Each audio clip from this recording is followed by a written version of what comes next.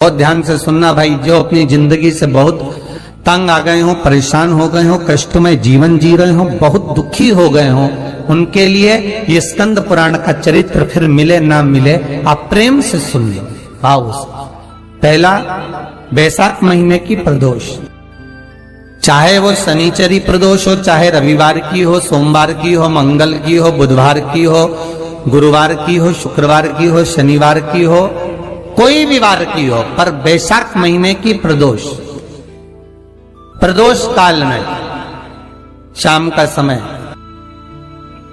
सूर्य डूब रहा हो, बस डूबा ही हो, और उस समय पर सूर्य के डूबन के तुरंत बाद बाबा को धतूरे के साथ में बेलपत्री ना चढ़ाते हुए बेलपत्री के वृक्ष के 7 कांटे बाबा के शिवलिंग पर समर्पित करे जाते हैं महाराज, अपनी जिंदगी में अड़चनों को हटाने के लिए। फिर आप जिस व्यापार में उतरे, जिस व्यवसाय में उतरे, जिस नौकरी में उतरे, आप दिल से करें, आपको तरक्की मिलेगी। आप हार नहीं सकते, नीचे नहीं आ सकते, उन्नति पर ही चढ़ेंगे। एक वैशाख मास की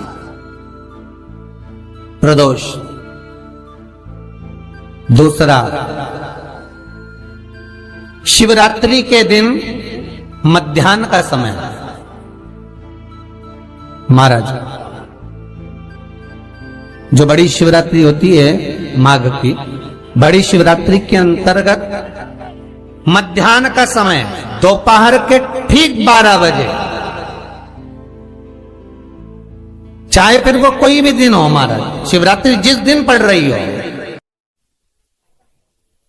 उस दिन भी धतूरे के साथ बाबा को 7 कांटे बेलपत्री के वृक्ष के समर्पित होते हैं महाराज। इसमें आप ये वाले जो कांटे हैं, जो शिवरात्रि के दोपहर 12 बजे वाले हैं, अगर कोई मदिरा पीने वाला हो, व्यसन में डूबने वाला हो, कोई जुआ खेलने वाला हो, कोई गलत वैश्यावृत्ति करने वाला, या अपने मार्ग से विचलित कोई व्यक्ति है, उसके लिए भी ये कांटे बहुत काम आते हैं महाराज। दूसरा, पार्वती तेरे द्वारा तेरे नयन अश्रु से जो प्रगटा हुआ बेल का वृक्ष है, द्वितीय शूल मैं वहां धारण करता, तृतीय शूल, तीसरा शूल जो वर्णन करा गया महाराज, भगवान श्रावण के महीने में, श्रावण के महीने में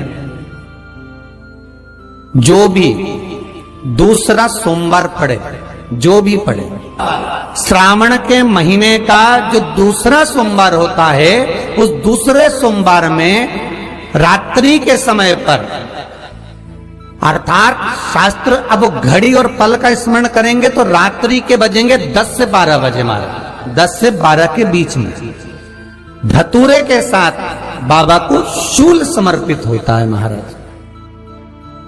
ये भी हमारी बाधाओं को, हमारी तकलीफों को, व्यापार व्यवसाय के लिए, नौकरी सर्विस के लिए, बहुत सारे एग्जाम में आप बैठ लिए, गवर्नमेंट एग्जाम के लिए बैठ लिए, नहीं हो रहा, ये 3 बार मेरे शंकर को बेलपत्री के वृक्ष के शूल समर्पित होते हैं, उसका आनंद पाना और उससे अपने को सुख प्राप्त करना।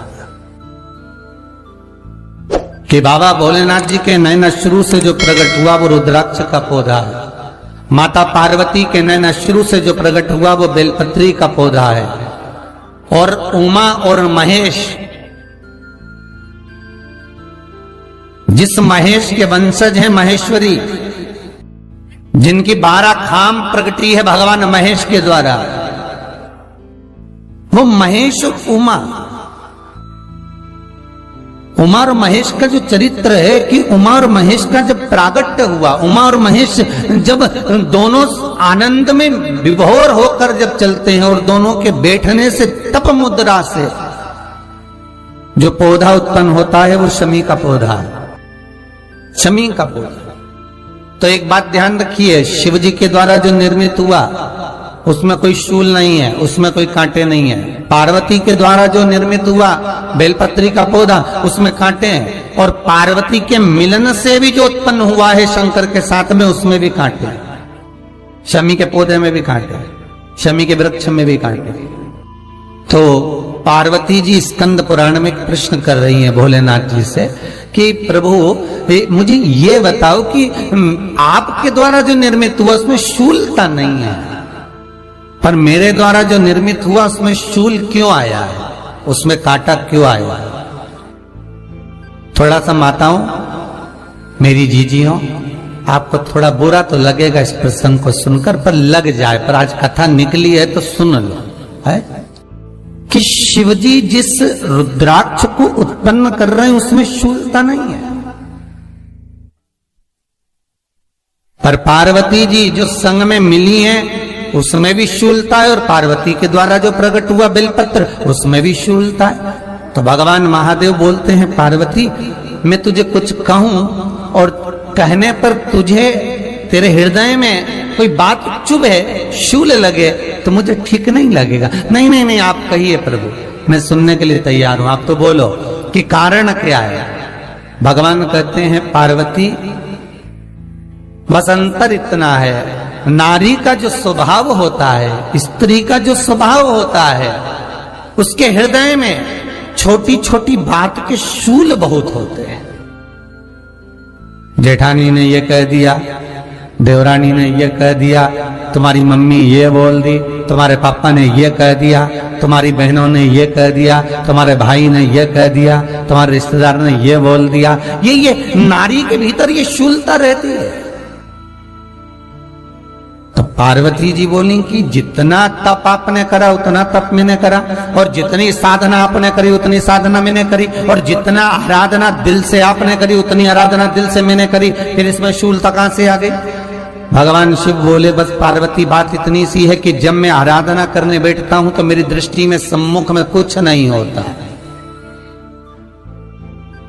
जब मैं आराधना करने बैठता हूं तो मेरी दृष्टि में मेरे सम्मुख में कुछ नहीं होता कि कौन ने क्या करा है, कौन ने क्या बोला है, कौन क्या कर रहा है, उससे मुझे मतलब नहीं होता,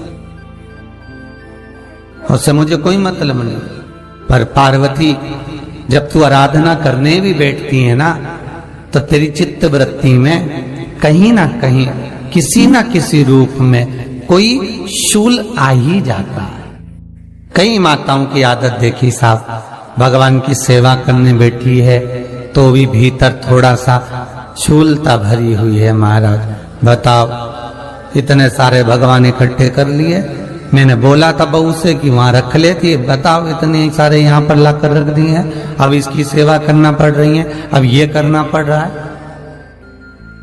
प्रसाद लेने के लिए रसोई घर में गई, भगवान का भोग लगाने के लिए, तो उसमें भी शूलता आ गई। इतने घंटों से मैं सामान ढूंढ रही, फ्रिज में मिल ही नहीं रहा, मैंने रखे गई थी, भगवान जाने कहाँ चले गए। भगवानों को वस्त्र पहना रही है तो शूलता है। अलमारी का ड्रॉज खोला, इसमें मैंने सामान रखा था, ना जाने भगवान का श्रृंगार कहाँ चले गया, कौन ने हाथ लगाया, फिर शूलता आ गई।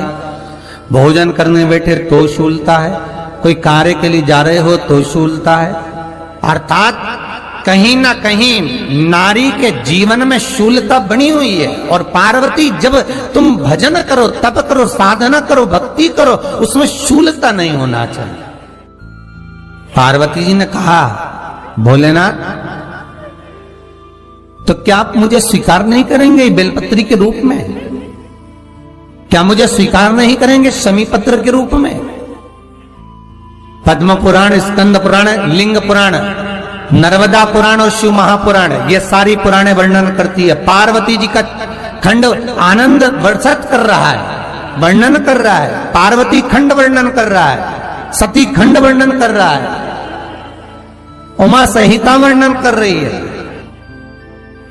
क्या आप मेरा ये बेलपत्र का स्वरूप आप धारण नहीं करेंगे? इसमें शूलता इसलिए भगवान कहते हैं, नहीं नहीं, धारण तो करूंगा पर शूल धारण नहीं करूंगा, मैं शूल धारण नहीं करूंगा। मतलब बेलपत्री में जो कांटे लगे रहते हैं बेलपत्री की, उस डाली के अंदर जो कांटे शूल रहते हैं, भगवान शिव वो धारण नहीं करते। आप उस बेलपत्री को आप बड़े प्रेम से, आनंद से पत्ते को निकाल लीजिए, तोड़ लीजिए, उतार लीजिए और फिर भगवान को वो प्रेम से समर्पित करो तो भगवान स्वीकार करना।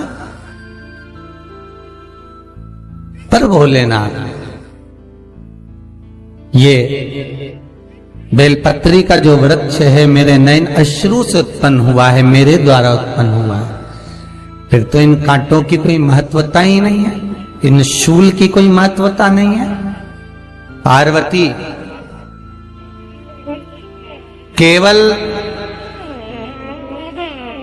3 दिन ऐसे रहेंगे, 3 बार ऐसे रहेंगे, 3 तिथियां ऐसी रहेंगी, 3 समय ऐसा रहेगा जिस समय पर तेरे द्वारा निर्मित शूल को भी शिव धारण करेगा और जगत का कल्याण करेगा। श्री शिवाय नमस्तुभ्यम। इसी प्रकार की जानकारी प्रतिदिन प्राप्त करने के लिए अभी हमारे चैनल को सब्सक्राइब करें।